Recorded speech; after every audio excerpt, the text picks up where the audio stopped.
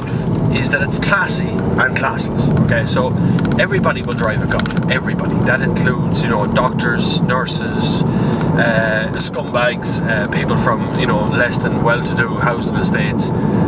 Go right up to the very top of any list, you know, and a Golf will feature in it.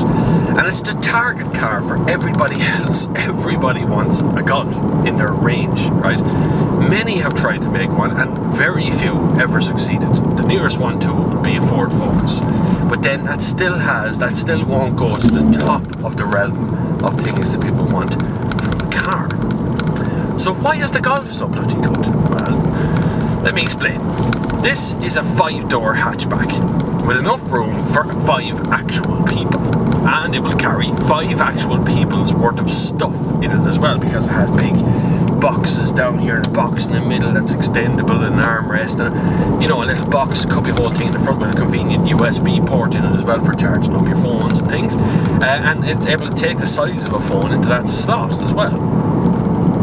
It has many controls, including a cool touch screen that's operates the same as, say, an iPad or a phone or something. You can slide back and forward and do all the usual stuff, and that's all very good, but still a Golf, right? Now, the horsepower is down on the competition in this one, because this is the lower horsepower Golf GTI. This is just a 214 or something horsepower, right? But it is relentless. Now, it's about €1,000 to move to the more powerful version of this, which I'm not sure you really need for really day-to-day life. I don't know, would I be bothered? Would I not just save the grand and put it into some case or something? That said, I don't need any more horsepower. Maybe you do. Now that does come with a different system as well. This one has XDS, which does a good job. It's like a electronic limited slip differential. If you want to be technical, if you don't want to be technical, it's like a very fancy traction control that manages to keep the Golf going where you should be going, but does somewhat, particularly in the wet, it's been raining here the last few days, really require you to pay attention, because it'll spin its wheels right through first, second, third and fourth, because there's an enormous amount of torque that goes with the engine. It's a lot, so to make it like shock, it's only second gear, like. You know, you can do a very spirited drive, even though it's kind of lacking horsepower of its competition. But then, one of the competition for this car is the Ford Focus ST.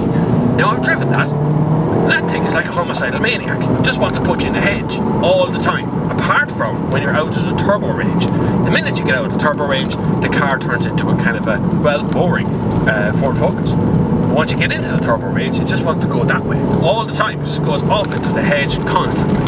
This doesn't.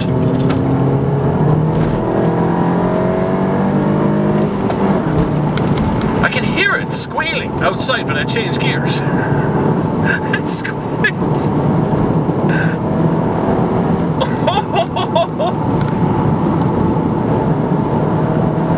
That's amazing. It's an amazing response from the car. It really is. And it's so settled.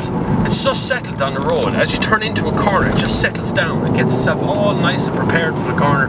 And then you turn in, and all that grip is there, and all that wheel spin is there, and all that, everything you want from a car like this is available all the time. It's on tap. There's no sports button, there's no sports mode, there's none of that codswallop.